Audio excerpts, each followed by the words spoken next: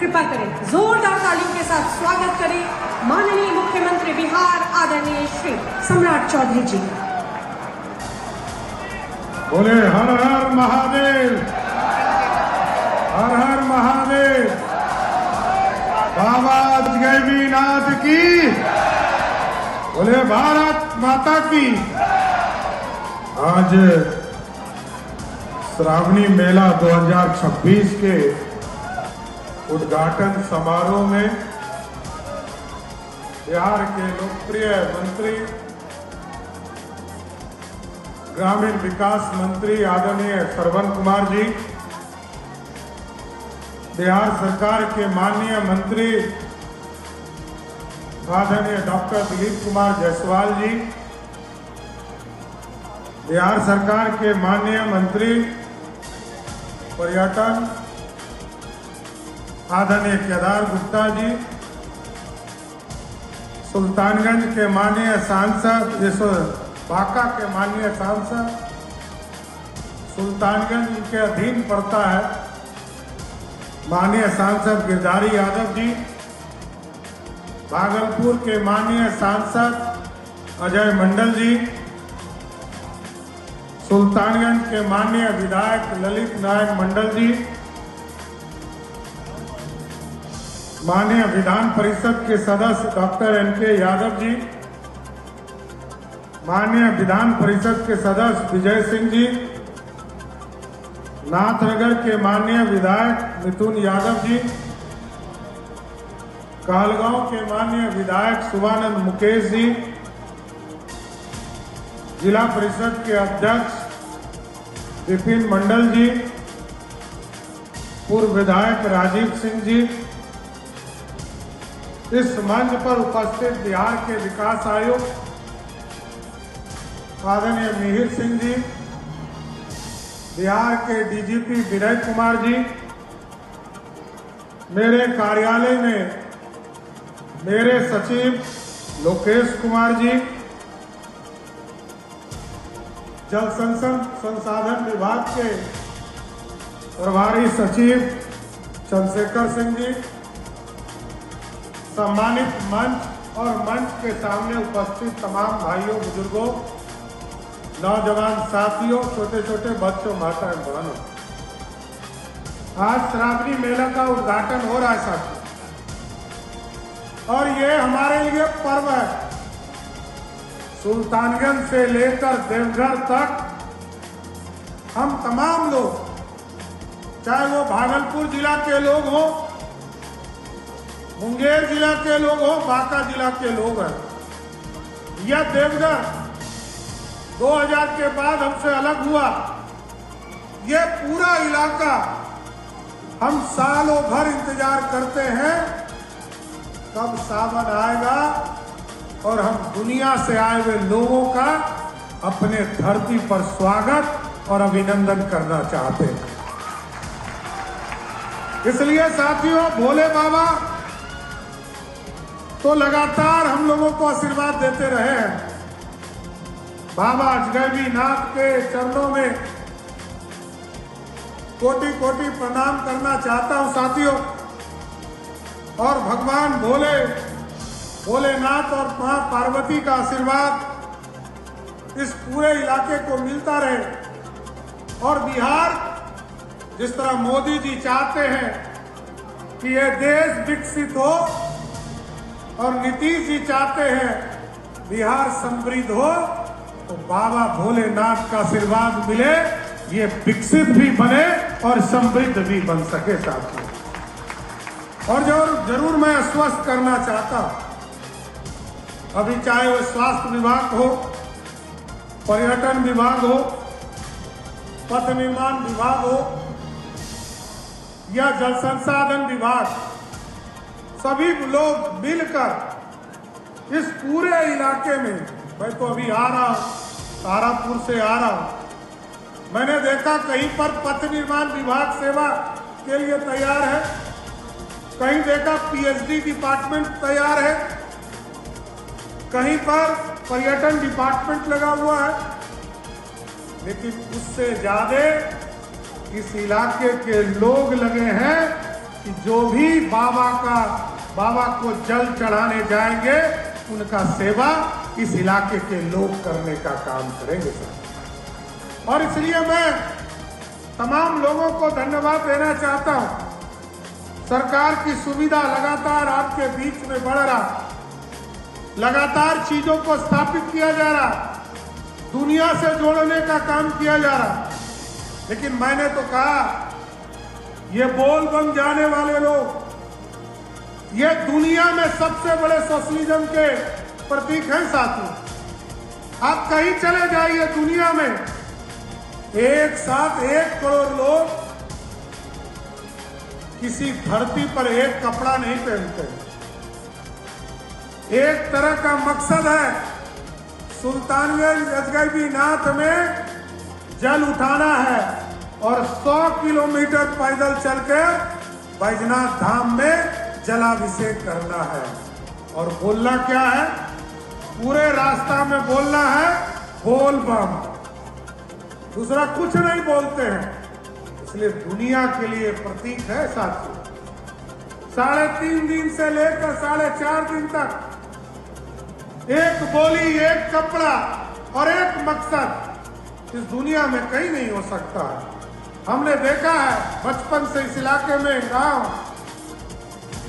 बांग्लादेश से, नेपाल से, श्रीलंका से, कई देश से आते हैं और इस बोल बम के माध्यम से बाबा बैजनाथ पर जाकर जल चढ़ाने का काम करते हैं साथियों।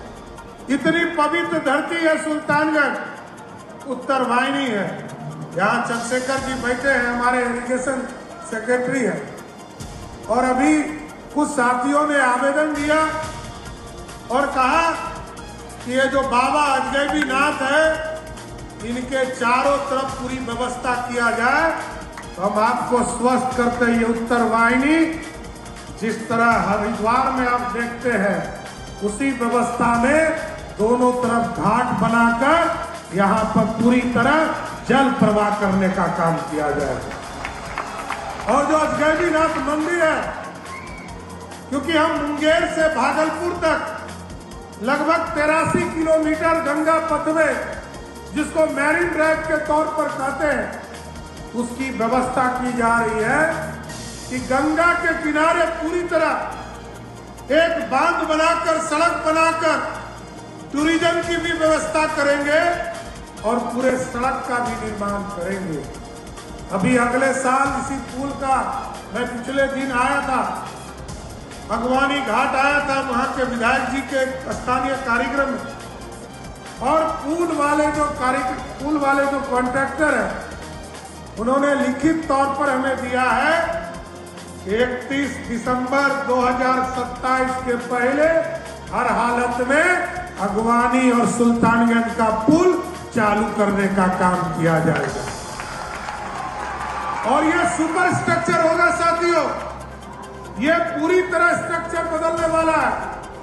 ये लोहे का बना हुआ जाते होंगे पटना, वो पूरा सुपर स्ट्रक्चर का काम शुरू किया जा रहा है।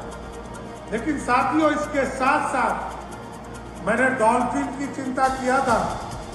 जब मैं 2014 में इसका डीपीआर बनाना शुरू किया और 2015 में तत्कालीन मुख्यमंत्री नीतीश कुमार जी ने इसकी सहमति दी, तो मैंने इसकी डॉल्फिन की भी कल्पना की थी।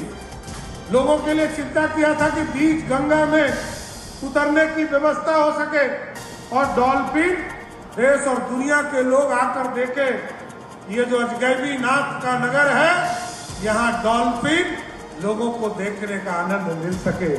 इसके साथ साथ हम लोगों ने तय किया, अभी हमने रोपवे के लिए कॉरपोरेशन बनाया और 2 जगह पर गंगा पार कराने की व्यवस्था हम लोगों ने सोचा है। एक पटना में, पटना के बाईपास जो मैरीन ड्राइव है उससे अजगैबीनाथ, वहां का जो हरिहरनाथ मंदिर है वहां ले जाने का काम करेंगे और अजगैबीनाथ से अगवानी घाट भी रोपवे से झूला लगाकर पार कराने का काम करेंगे। इसलिए साथियों ये दुनिया का केंद्र है और दुनिया के लिए आकर्षण का केंद्र बनने वाला है। ये अभी ललित जी बोल रहे थे कि इसका नाम बदल दीजिए। मैंने पिछले बार ही कहा था किसी को बदलने की जरूरत नहीं, आप लिखना शुरू कर दीजिए। ये नगर अजगैबी नाथ नगर है, इसको लिखना शुरू कर दीजिए, क्योंकि ये बाबा का नगरी है। और लिखना शुरू कर देंगे, सब लिखना शुरू कर देंगे, प्रशासन भी लिखना शुरू कर देगा। इसलिए साथियों मैं आग्रह करूंगा, ये सुल्तानगंज अजगैबी नाथ हम लोग अब जो एयरपोर्ट बना रहे हैं साथी, आपको जानकर आश्चर्य होगा, पटना जाते होंगे एक रनवे वाला एयरपोर्ट देखते होंगे, आप पूर्णिया जाते होंगे एक रनवे वाला एयरपोर्ट देखते होंगे, देवघर जाते हैं एक एयरपोर्ट पे एक रनवे। लेकिन जो अजगैबी नाथ का एयरपोर्ट बनेगा साथियों, आप 4 लेन सड़क आपने देखना शुरू किया। सुल्तानगंज से देवघर भी 4 लेन सड़क, जैसे ही बरसात खत्म होगा, सारे एनओसीज हो गए हैं, उसका काम भी शुरू करेंगे।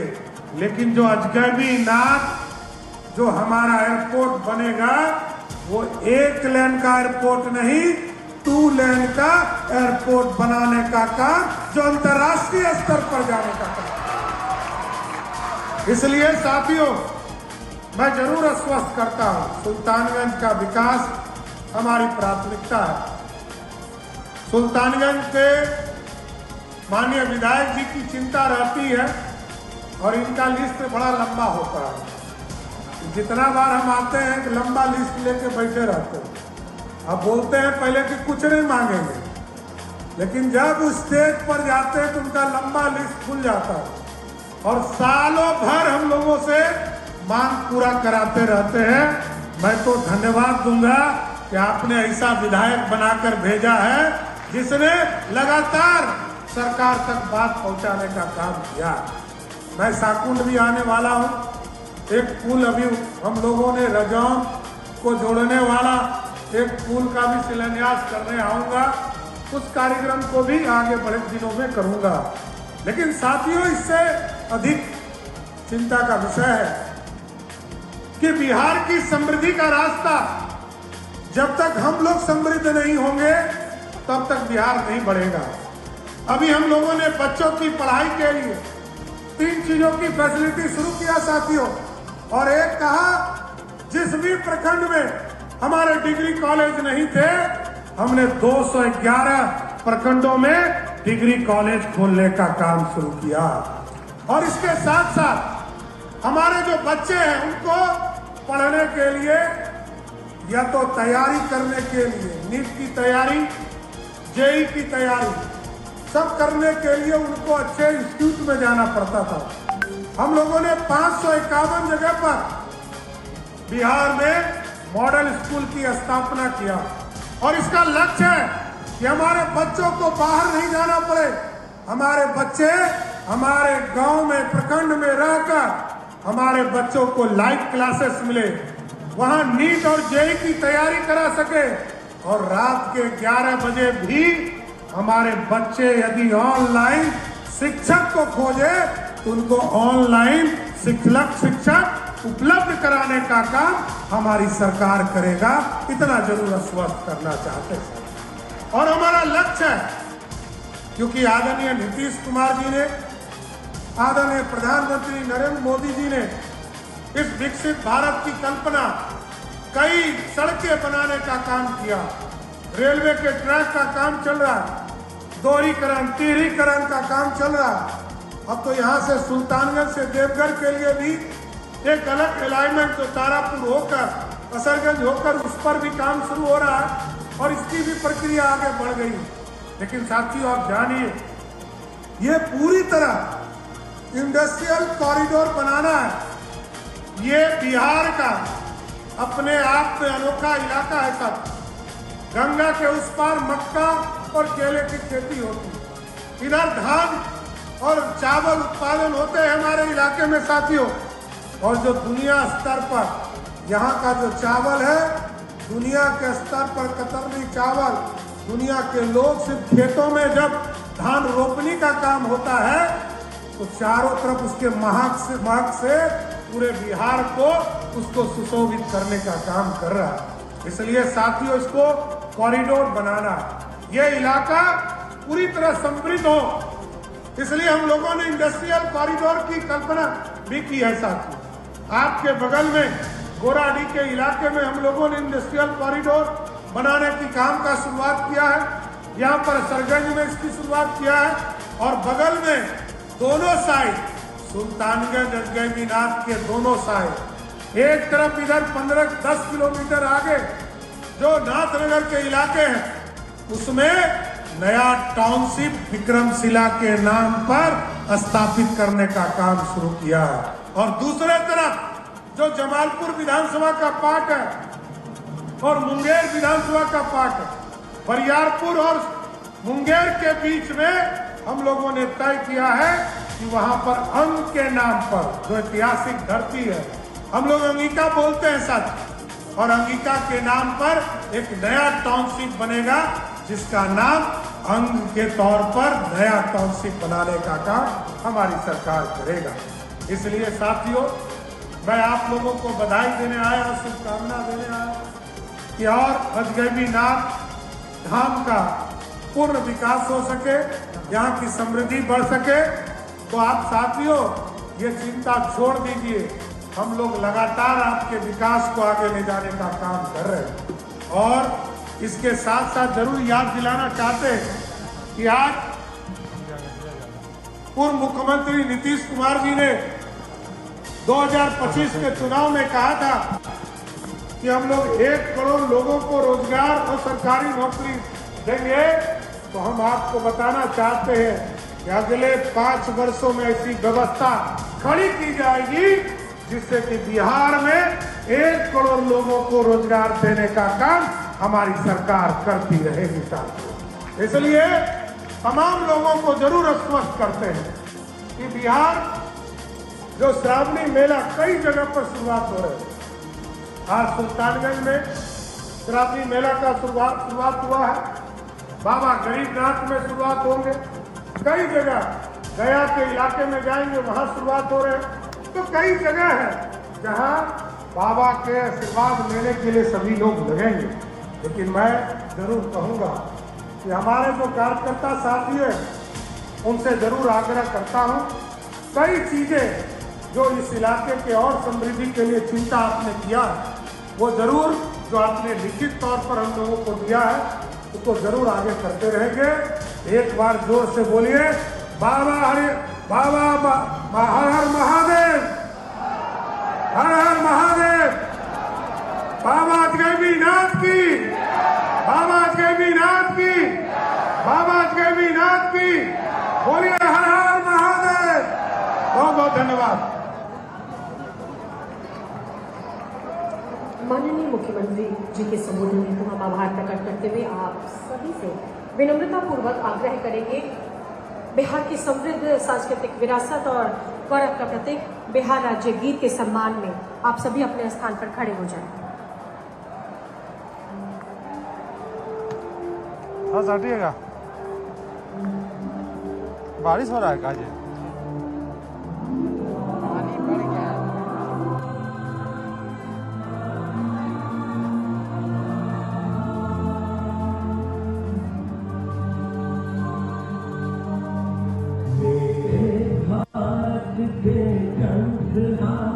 तुझको शत शत